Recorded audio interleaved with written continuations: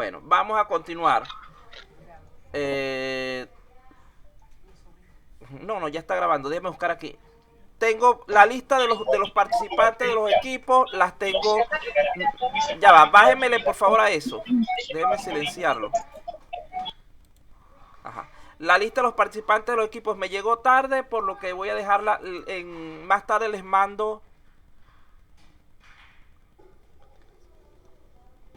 Esa es la última tarea que les nombré ahorita, que es la del cuestionario son 4 puntos que tienen por allí. El que no tenga grupo va a terminar trabajando solo. No hay otra opción. O se organizan ustedes o trabajan en forma individual. Seguimos entonces. De todas maneras, esa explicación de ese último enlace que está preguntando el compañero Amir Guari, el del cuestionario, se va a explicar un poco más tarde. Todo está en las diapositivas del día. Lo que pasa es que no me han dejado tiempo de avanzarlas. Vamos a seguir entonces. Aquí está la diapositiva del día. La voy a dejar ahí subiendo mientras que vamos conversando. Bueno, aquí está. Vamos a explicarle entonces cómo vamos a trabajar con esto. Por ejemplo, supongamos que el grupo número 1 sea la compañera Berta, el compañero Ramírez y el compañero Javier Arminguay. Entonces yo allí generalmente lo que hago es que los ordeno alfabéticamente. Y por orden alfabético, la primera persona del grupo le toca el módulo de compras. La segunda le toca el módulo de ventas. Y a la tercera le toca el módulo administrativo. Así simple y sencillamente. Yo no estoy buscando el que le voy a asignar a cada uno, sino así, alfabéticamente. Luego de allí, se supone que, por ejemplo, menos que la primera quede Montero Cisnero, vamos a imaginar que quede Amirguay, que es por la A. Quedó de primero en ese grupo número 1. A él le toca el módulo de compras. Por lo tanto, él va a levantar 2 requerimientos acerca de compras. Es decir, requerimientos acerca de proveedores, de productos o de inventario. Simplemente eso. La segunda persona, que podría ser Montero, le toca el módulo número 2, que sería el módulo de ventas. Él va a levantar 2 requerimientos de allí para esta actividad, que puede ser acerca de pagos, facturas o entregas. Sí, Berta, lo que pasa es que tiene que colocar primero los apellidos y después los nombres, señorita. Ok, profesor, gracias. Porque recuerde que la universidad se trabaja por los apellidos, no por los nombres, porque los nombres son más repetidos. En tercer lugar, supongamos entonces que el señor Ramírez le tocó entonces su módulo administrativo y él va a levantar 2 requerimientos, bien sea que sea acerca de nómina, de impuestos o de costos. ¿Estamos hasta allí bien? Sí, profesor. Bien. Entonces, una vez avanzado en cuanto a esto, recuerden que nosotros hablamos ya acerca de las 5 actividades del proceso de software. Estas actividades las van a tomar en cuenta para cuando estén haciendo su análisis de su sistema. Hay que estar pendiente de en qué parte ejecuto yo lo que es un proceso o una actividad de comunicación. En qué parte hago yo una planeación, en qué parte estoy modelando, cuando estoy construyendo y cuando estoy en una etapa de despliegue. Eso es lo que quería yo para su algoritmo. Que ustedes hicieran un algoritmo donde explicaran con esas 5 actividades cómo podían resolver ese problema. Donde, por ejemplo, la etapa de comunicación, lo que se hace es una primera reunión con el cliente para tomar los primeros detalles. Una segunda reunión donde lo que se pretende es aclarar dichos detalles. Luego se trabaja en la oficina de los desarrolladores, haciendo el análisis de los requerimientos. Luego se hace lo que es la especificación de los requerimientos. Luego se hace una reunión con el cliente para mostrarle esas especificaciones y que el cliente las apruebe. Una vez aprobadas, pasamos a la parte de planeación, donde en conjunto con el cliente en una reunión hacen el plan de trabajo, lo que es el cronograma. Luego de allí, ese cronograma de las actividades que se van a realizar es aprobado por el cliente. Una vez que es aprobado, el grupo de desarrollo elabora los modelos, se los presenta al cliente para que los apruebe. Recuerde que todo tiene que irse aprobando por el cliente. Luego hace la construcción, le presentan al cliente el prototipo para que lo evalúe y finalmente, que ha pasado las pruebas correspondientes, se dice que se instaló en la empresa. Entonces era como una descripción, ese algoritmo era una descripción de esa serie de pasos que se necesitan para un desarrollo de software. ¿Entienden la idea que tenía el algoritmo que se les había pedido que es para después? Es decir, no es nada del otro mundo. Es como explicar cuál sería el proceso que harían ustedes para, siendo una consultora, para construir un software. Básicamente todo el flujo, ¿no? ¿Ah? Básicamente todo el flujo en donde se representa todas las actividades del proceso. Todo el flujo del proceso en base a esas 5 actividades. Porque recuerden que tenemos que escoger un modelo para trabajar y lo más sencillo es trabajar por las actividades del proceso de desarrollo. Si nosotros, por ejemplo, agarramos modelo RUC, el modelo RUC tiene algunas dificultades adicionales. Si agarramos el ciclo de vida del desarrollo de software, el modelo que teníamos por allí planteado es un poco más extenso porque en vez de tener 4 actividades tiene 6. Y eso hace que cuando hagamos la EDT se torne más larga. No es ese algoritmo no es para, no lo hagan todavía. Ese algoritmo lo vamos a dejar para la siguiente evaluación. Preocúpese de las tareas que le tocan para este mes. Bueno, continúo con el resumen. Aquí está, nuevamente ya esto lo expliqué hace un momento. Vamos a saltarme esto que ya lo expliqué adelantado. Aquí tenemos, por ejemplo, en el caso de nómina, que es lo que ustedes llaman planilla.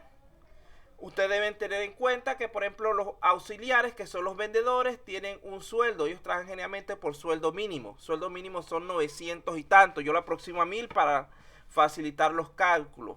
El vigilante, depende si es diurno o nocturno, él tiene un sueldo diferente. Generalmente un poco por encima del auxiliar o vendedor, porque el trabajo de él es más arriesgado. Y es más alto cuando es de noche que cuando es de día. El mensajero, el motorizado, en este caso se está planteando que él cobra es por entrega. Es decir, cuando él lleva el paquete a la persona, él recibe un monto, bien sea de parte del cliente cuando son compras pequeñas, o bien sea de parte de la tienda cuando son compras grandes. El monto va a depender también de la distancia a la que se encuentre ese cliente. Se supone que no deben salir de cierta zona. Los jefes, es decir, la parte de gerencia administrativa, son el farmacéutico y el administrador, que son los que generalmente trabajan menos y cobran más. Pero bueno, ustedes saben cómo es el sistema. Hasta allí estamos claros. Sí, profesor. ¿Aló? Sí, profesor, está claro. Bueno, después no me digan que no les expliqué, Sí. porque no pregunta, entonces después, profesor, no quede claro. Profe, una consulta. Ajá. Lo que nos está mostrando en la nómina viene a ser el costeo, en este caso, de cada personal, ¿verdad? Estos son, como decir, los sueldos que se le pagan a cada uno, sí. No sé cómo le dicen aquí ustedes en Perú. A nosotros decimos sueldo. Planilla, la planilla. La planilla. La Eso, Planilla. Yeah. eso es lo Ah, mismo. ok. Lo que pasa es que internacionalmente, generalmente lo he conocido en otras partes también como nómina. Claro, la planilla acá en Perú es más conocido como planilla. Ajá. Entonces, eso es lo mismo. Es la lista donde sale cuánto le vas a pagar tú a cada empleado. Lo que pasa es que en este caso hay varios, digamos que niveles de sueldo. Niveles de sueldo, ajá. Y hay un empleado que está cobrando a destajo, que es el mensajero, el motorizado. Ah, ahí que dice profesor de 5 a 10, ¿qué entendemos ahí, 5 a 10 profesor? S, 5 a 10 soles Soles. Ah, ya. por cada entrega. Eso depende de la distancia. Cuando son Muy entregas cerca son 5 soles y cuando son entregas más lejos o más grandes son 10 soles. No cobra más de ahí ni menos de ahí. No vamos a ponerle tarifa que si 2 soles, no. Solamente 2 tarifas. Inclusive si lo quieren simplificar, vamos a ponerle una sola tarifa. Y ya. Una plana 7. ¿De Claro. cuántos le ponemos? 5. 5, 7 de repente para que sea plana. Intermedio. No, yo digo por la Intermedio. facilidad del cálculo, porque esos números los inventé yo. Claro, un 7 que sea intermedio. Le para gusta un que 7, quede- le ponemos un 7. Le hicieron caso a mi Claro. esposa, que es la voz que oyeron por ahí atrás. Ella está, ya Sabia, cuando sabia, terminemos aquí, sabia. cuando termine yo de dar clases de aquí unos años, ya es casi ingeniera de De sistema. sistema. Va a Bueno, cobrar, va a cobrar. seguimos entonces. Luego de aquí estuvimos hablando acerca de requerimientos. Vean que dijimos que para poder hacer un buen software hay que tener siempre comunicación con el cliente. Ese es uno de los principales problemas por los que muchas veces falla el desarrollo de software. Porque la piedra angular con la que se construye un sistema son los requerimientos. Si nosotros no estamos claros en lo que debemos hacer, nunca lo vamos a hacer bien. Luego de allí, el siguiente elemento importante es las habilidades del equipo de desarrollo. Nosotros debemos estar preparados para poder resolver los problemas que se están planteando. Y finalmente, estas dos cosas unidas nos permiten llegar a un software exitoso, que es lo que estamos intentando. Entonces, allí decimos nuevamente que la comunicación es esencial para el correcto levantamiento de los requerimientos.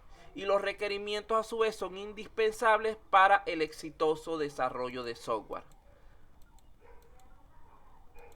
De aquí vale la pena entonces preguntar qué es un requerimiento. Para ustedes, ¿qué es un requerimiento? Sin ver las diapositivas, por favor. Una necesidad que tiene el cliente. O una necesidad que tiene el cliente y que debe cumplirla el sistema. Eso es un requerimiento en pocas palabras. Es decir, una característica o condición que debe cumplir nuestro software. Eso básicamente. Luego de allí, debemos estar pendientes que los requerimientos no son solamente funciones. Generalmente los requerimientos pueden ser funciones o restricciones. Es decir, algo que debo hacer o algo que no debo hacer. Por lo general, esos requerimientos que son tipo función, o sea, los que son algo que debemos hacer, es a lo que llamamos requerimientos funcionales. Es decir, aquellos módulos, aquellos elementos que deben existir en nuestro sistema. Mientras que aquellos que son restricciones entran dentro de los requerimientos no funcionales. Porque son elementos complementarios a las funciones que estamos diseñando.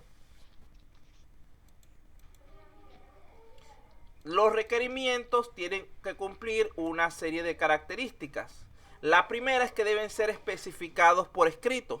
De esto ya hemos hablado anteriormente. Si nosotros dejamos el requerimiento en el aire, lo hacemos de manera hablada solamente, es muy probable que a fin de cuentas se nos presenten problemas, porque digamos que el cliente a última hora va a salir con que él necesitaba que hicieran algo más y él va a decir que ya no los había indicado si no hay un registro de lo que queremos hacer, o de lo que queremos, no, de lo que nos solicitó hacer precisamente.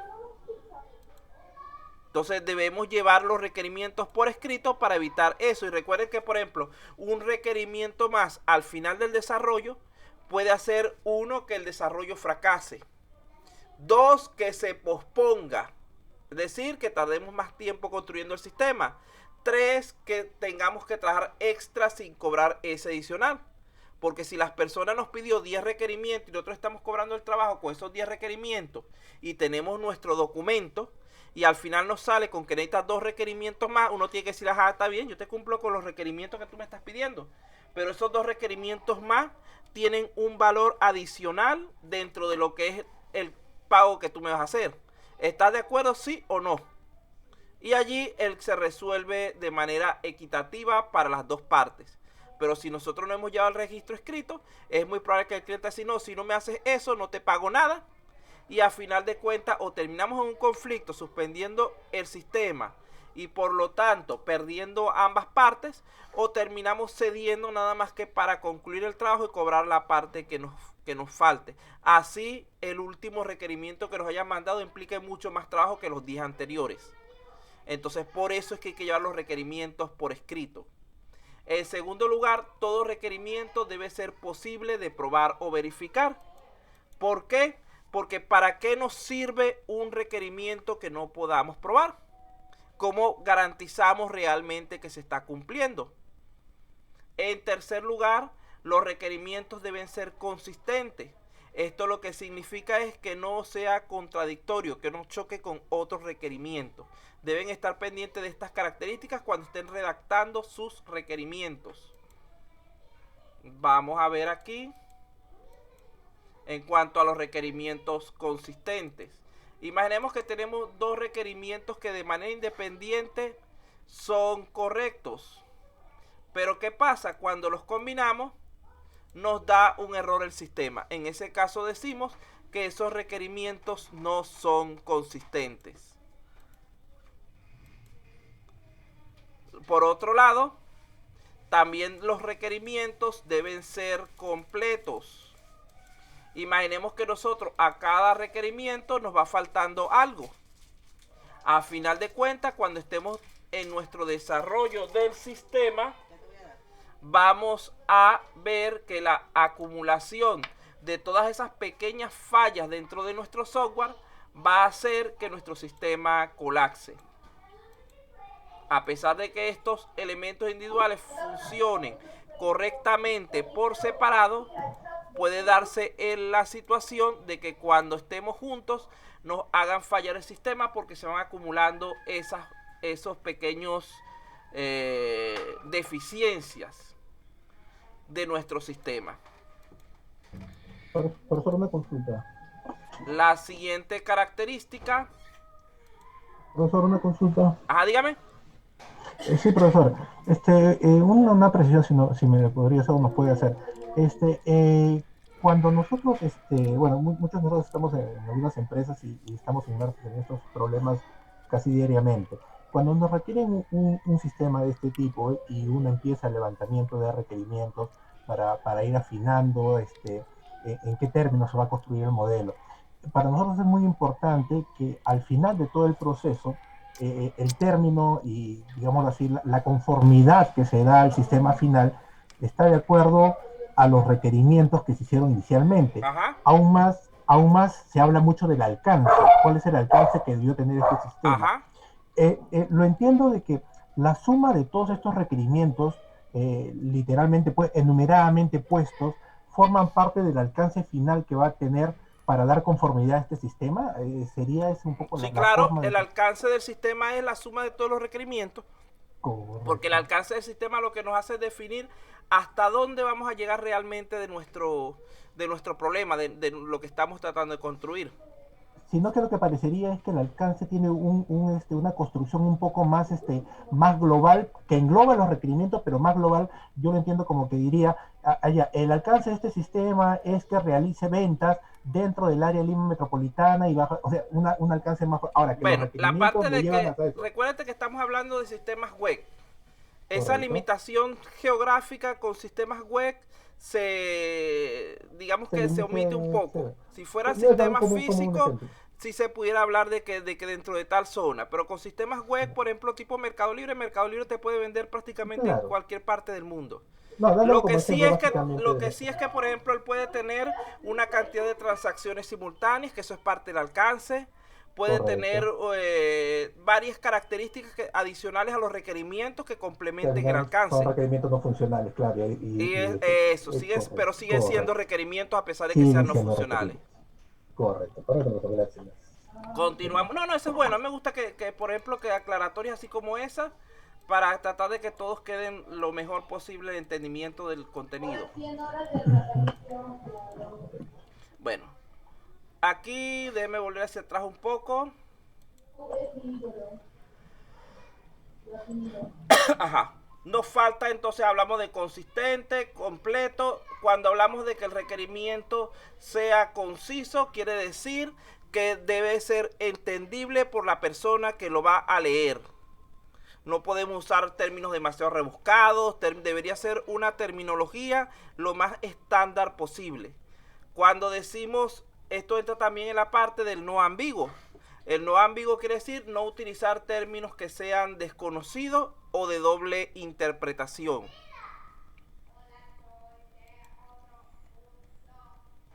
a ver, aquí. Ya. Ahora, ¿quién establece los requerimientos entonces? ¿Quién es la persona que se encarga de aportar los requerimientos? El cliente. El cliente, claro está, el usuario también puede ser. El cliente. Recuerden que usuario y cliente no necesariamente es lo mismo. El cliente es la persona que nos contrata para hacer el sistema. El usuario es la persona que realmente va a hacer, a operar intensivamente esa aplicación. Es decir, es la persona que va a estar haciendo las diferentes transacciones durante lo largo del proyecto. El ingeniero no genera los requerimientos. El ingeniero no se encarga de eso, se encarga, él lo que hace es recopilarlos, pero quien los establece, quien nos dice, mira, el programa debe hacer esto, esto y esto, es el cliente. Por ejemplo, en este caso, diferencia entre cliente y usuario, el cliente puede ser el dueño de la empresa, mientras que el usuario puede ser el, ¿cómo se llama? El empleado, el cajero, etcétera, que se va a encargar de operar ese sistema. Ambos deberían aportar conocimientos para levantar esos requerimientos. ¿Cómo se presentan normalmente los requerimientos dentro del proceso de desarrollo de software? O normalmente no, inicialmente. ¿En qué tipo de lenguaje se presentan los requerimientos inicialmente? Se presentan en lenguaje natural. Ese lenguaje natural no es otra cosa que el lenguaje técnico del negocio al cual hace referencia. Por ejemplo, el lenguaje natural del médico es el lenguaje técnico de la medicina. El lenguaje natural del abogado es el lenguaje técnico del derecho y así sucesivamente. Entonces, esto también hace que se complique un poco la situación para nosotros porque debemos conocer mucha terminología. Y si no la conocemos, debemos solicitar a la persona que nos está contratando que nos brinde las explicaciones pertinentes.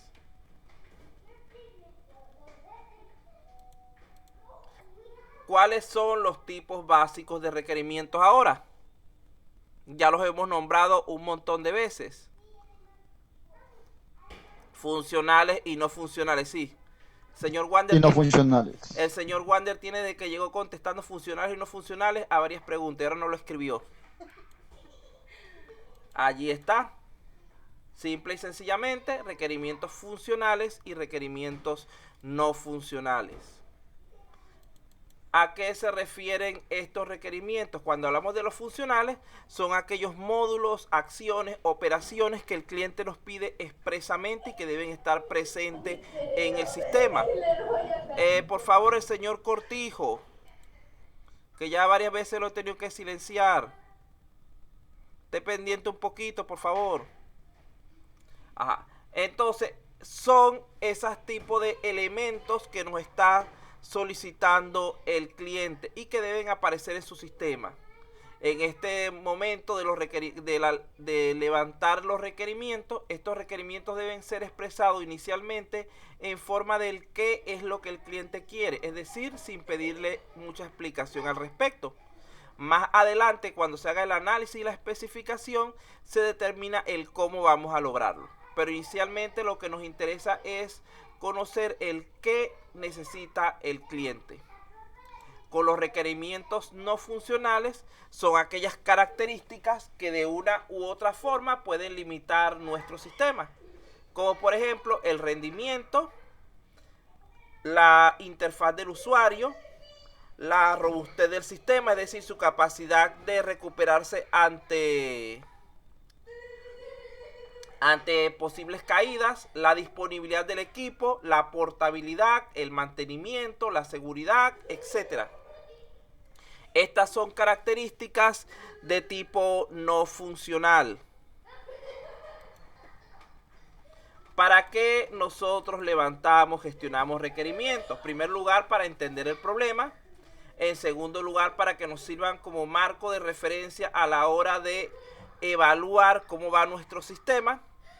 Y en tercer lugar, para apoyar el proceso de desarrollo de software. También todo esto nos permite aumentar la calidad del software que estamos desarrollando. Existen varias dificultades que se pueden presentar a la hora de levantar los requerimientos. En primer lugar, los requerimientos no siempre son obvios y pueden provenir de muchas fuentes. A veces no nos damos cuenta de algo que es importante para el sistema y que lo que debemos estudiar más o averiguar más para poder identificarlo. La otra cuestión es que los requerimientos a veces son difíciles de expresar en palabras. Puede que la persona sea muy buena haciendo la operación que le corresponde, los procesos, pero cuando le pidamos que nos explique cómo se realizan para poder nosotros construir el requerimiento, construir la función del programa, no sea capaz de explicarnos porque él lo hace ya de manera más, ¿cómo podemos decirle esto? O sea, ya prácticamente automatizada, ya lo hace casi de forma inconsciente. En tercer lugar, tenemos que las personas tienden a recordar lo excepcional y a olvidar lo rutinario. Nosotros cuando estamos levantando el sistema necesitamos precisamente esas situaciones rutinarias que se repiten, que son las que van a estar operando con frecuencia dentro de nuestro software. Las situaciones excepcionales pueden que se presenten una vez, 2 veces y después no se presenten más. A nosotros nos interesan más procesos que sean de tipo repetitivo. Hay muchos usuarios que tienden a hablar de lo que no funciona. En vez de decirnos lo que sirve, nos dicen lo que no, pensando que así nosotros vamos a poder hacer un mejor trabajo. Y esto no es verdad. Y como dijimos antes, los usuarios tienen un vocabulario diferente al nuestro como programadores, como desarrolladores. Hay 3 etapas que se realizan para la generación de requerimientos. Vamos a darle un descansito, un par de minutos nada más, porque ya usamos bastante tiempo en la revisión que hicimos ahorita de las actividades. Y continuamos un par de minutos. Por favor, estírense un poquito, tómense un cafecito, un vaso de agua, vayan a los servicios. Ya vamos a continuar. Gracias. Profesor,